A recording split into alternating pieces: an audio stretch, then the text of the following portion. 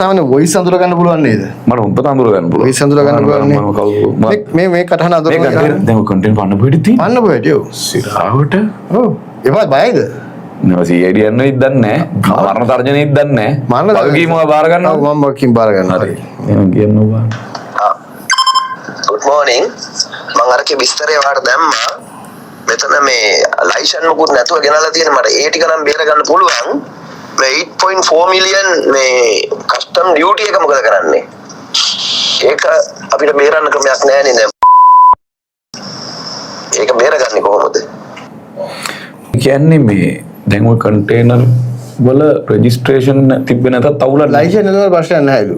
Licence නැතුව ප්‍රශ්නයක් නැහැලු. දැන් කොහොමත් ආපු 300 ගානෙම කවුද එව්වේ කියලා කියන්නෙත් නැහැ මොනවද තිබ්බේ කියලා කියන්නෙත් නැහැ. නැත් නෑ. ඒ දැන් ආපු කන්ටේනර් 323 මේ ආයුවට දාන්න. මේ සුනිල් හඳුනෙත් නේද? දන්නේ නැති වගේ මම කතා කරන්නේ.